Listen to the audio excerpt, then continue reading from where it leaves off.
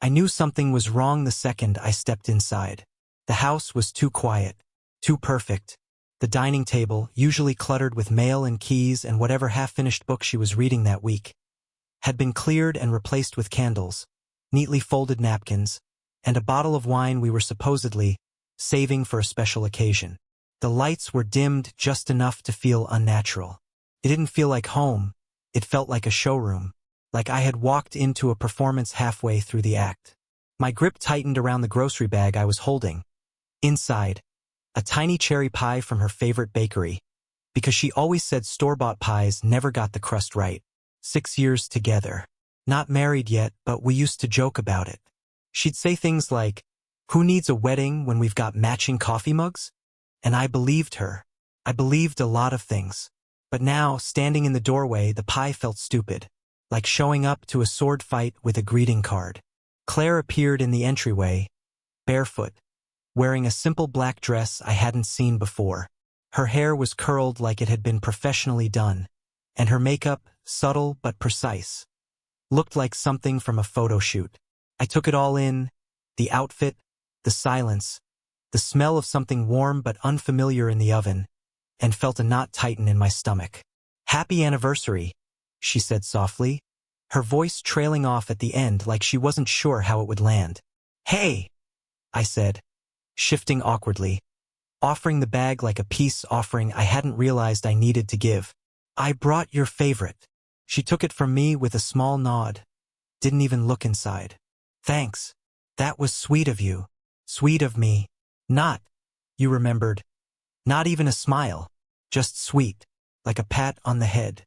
I glanced around the room again. There was no music playing. No food on the table, though the plates were already set. Napkins fanned just so, like she'd spent hours getting them to curve in the right direction. The wine sat unopened, 2 glasses next to it, pristine and empty. "What's all this?" I asked, trying to keep my tone light. "Just something different this year," she replied, stepping aside and motioning toward the dining room. "I thought it might be fun to change things up. Something interactive." "Interactive?" She handed me a small envelope, crisp, white, and completely out of place. There was something clinical about it. No handwriting on the outside, just a plain envelope like it had come from an office supply closet. I raised an eyebrow. "What is this?" She smiled, polite, distant. "Just a little game. Open it." Inside, a note written in her looping script. "Envelope 1. Check the drawer by the hallway mirror. Your first task awaits." My eyes flicked up to her. "We're doing a scavenger hunt?" "It's more than that," she said. "Just go look." I walked to the hallway, the soft creak of the floorboards beneath me feeling louder than it should have. Opened the drawer. Another envelope. Another card. "Describe our 3 most meaningful moments, and explain what each meant to you." I stood there for a second, just reading the words. Then I read them again. This wasn't a game. This wasn't about fun. This was an evaluation. I turned around slowly. Claire was standing in the doorway to the living room, watching me, arms crossed. Her expression was neutral, unreadable. "You're testing me," I said. "Not a question." She shrugged, like it wasn't a big deal. "I just want to see what still matters to you, what you hold on to." I stared at her, trying to piece together where this was coming from. We'd been off, sure. The last few months had felt strained. Less laughter, more routine. Fewer spontaneous kisses, more logistical conversations. Who's picking up what, when? And I'd noticed the way she'd started getting more dressed up to go run errands. How her phone never left her side anymore. But I'd chalked it up to a phase. Stress. Work. Life getting in the way. Now, though, it felt like I'd missed the bigger picture. "Claire," I said carefully, "is this about something? Or is this, some kind of relationship audit?" Her expression tightened. "Do you know how long it's been since we really talked about us? About where we are?" "I thought that's what tonight was supposed to be," I said. "A celebration." She crossed her arms tighter. "Exactly. And I'm asking you to remember, to reflect, to show me that we're still in this." I held the envelope between my fingers, resisting the urge to tear it in half. "You don't trust me to be here," I said. You want proof. A pop quiz on our relationship. That's not what this is, she said quickly. But even she didn't sound convinced. I walked back toward the dining room, the envelope now limp in my hand. Set it down on the table next to the wine glasses. You know what the problem is with tests like this? I said, looking her in the eye. They assume failure before you even start. They're built on doubt. She didn't say anything. I'm not doing this, I said. I'm not going to play some game to prove I'm still worthy of you. Either you know me or you don't. Either you love me, or this is already over. Claire looked like she wanted to argue. Her mouth opened, then closed. Instead, she just stared at the envelope. I left the pie on the counter, walked to the front door, grabbed my keys. She didn't stop me, not even a word. And that silence, that cold, eerie silence, told me everything I needed to know. The motel smelled like disinfectant and old carpet, but it was quiet, and that's all I needed. I paid in cash, signed in under the name Daniel, and didn't ask for a receipt. The woman at the front desk didn't care. Barely looked up from her phone as she handed me the keycard. Room 212, second floor, far end. The kind of place that didn't ask questions because it knew most of the answers already. I dropped my bag just inside the door and sat on the edge of the bed, staring at the old box TV mounted in the corner. It wasn't even on. I just sat there, letting the stillness sink in. The sound of the air conditioner kicking on was jarring at first, but then it became a rhythm. White noise to drown out everything I didn't want to think about. Claire's voice, that envelope, the stupid flicker of hope I'd felt earlier that day, thinking maybe we'd turn a corner. I pulled out my phone. One missed call from Claire. A text followed. Please don't disappear. Can we just talk? I didn't mean to upset you.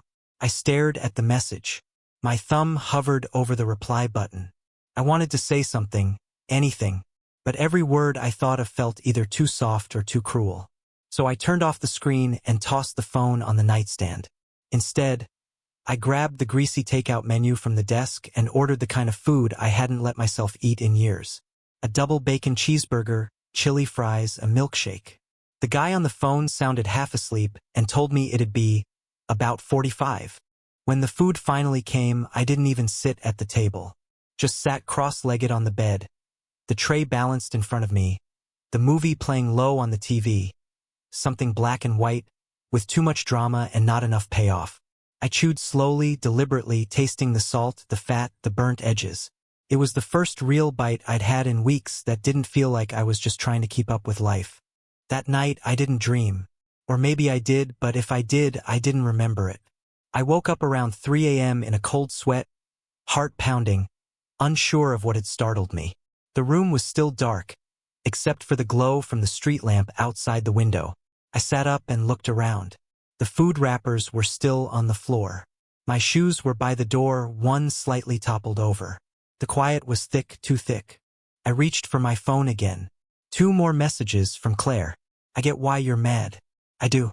But can we not throw away everything just because I handled something badly? And then another, shorter. I miss you already. I turned the phone over, screen down. In that moment, I realized I wasn't angry. Not really. Anger would have been easier. Anger comes with energy, with fuel. This was something else. Emptiness. Disappointment. Like I'd finally stopped trying to sprint up a down escalator and just let it carry me backward for a while. It was like realizing you've been trying to fix a house that already had termites in the walls. You paint over the cracks, rearrange the furniture, light candles so it smells nice. But the foundation's already been eaten through. You just haven't felt the collapse yet. The next morning, I checked out without saying a word. The same front desk woman was still there, eyes glazed over, sipping something out of a green plastic tumbler. I handed her the keycard and she gave me a nod. Like we were both in on some private joke neither of us had the energy to laugh at. I drove aimlessly, thought about going home, thought about texting Claire, thought about a lot of things, honestly, but mostly I just drove. Ended up at a gas station outside of town, one of those places where the coffee tastes like cardboard and the clerk doesn't look up unless you make eye contact. I sat in the parking lot with a gas station muffin and a bottle of water, watching trucks roll in and out, their engines growling low like distant thunder. It wasn't until my phone buzzed again that I finally opened it. Not a message this time, a photo. Claire. From our second year together. She had sent it with no caption, no explanation. Just her sitting on that red and white picnic blanket we used to drag out to the lake. Her head tilted, smiling at me through the screen like she was remembering something I wasn't sure still existed. I stared at it for a long time. Not because I missed her, but because I missed what that picture used to mean. I didn't reply. Over the next few days, she tried different angles. One morning, I got a voice memo. Her voice? Soft, rehearsed, and yet a little frayed around the edges. I thought it would bring us closer. I thought, maybe if you could remember how things used to be, maybe you'd fight for us. I didn't know you'd walk away. Another message came a few hours later. You were always the calm one, the anchor, and now I feel like I'm floating away. The guilt didn't hit me the way she probably wanted it to. It wasn't that I didn't care. I did, but not in the way I used to. It was like hearing a sad story about a stranger. You feel something, but it doesn't hold you the way it once would have. I went back to work, told everyone I just needed a few days off. Nobody asked questions. I kept it vague. They assumed it was something small, maybe a family issue or burnout. Claire kept texting.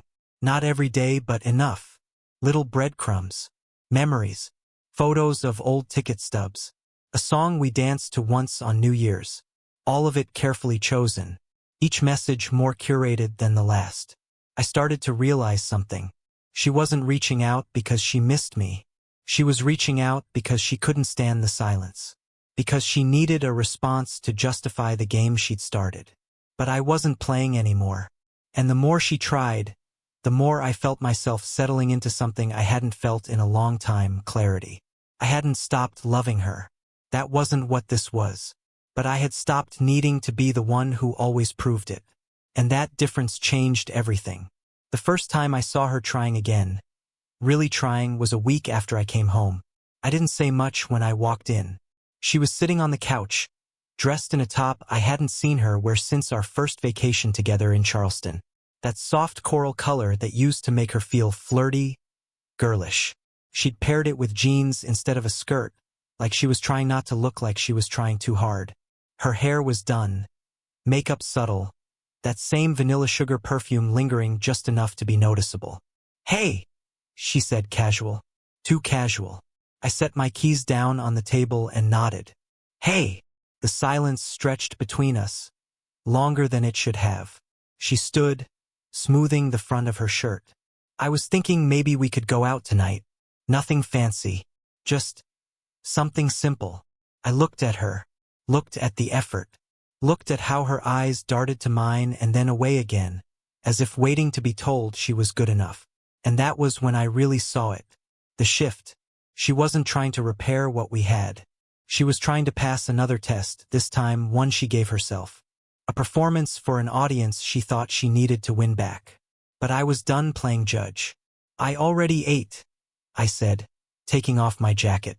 She nodded slowly, lips pressing together. "Okay, maybe tomorrow." Maybe. The next morning she was up early, cooking.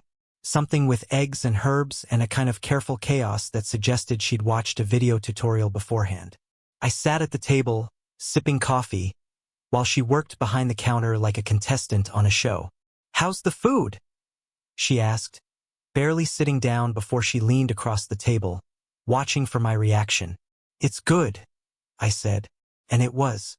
But I couldn't enjoy it the way she wanted me to. Not with that look in her eye, like she needed to see relief, approval, love, all at once. For days she kept at it. Stories at dinner about coworkers I didn't know. Laughing too loudly at her phone while glancing over to see if I noticed.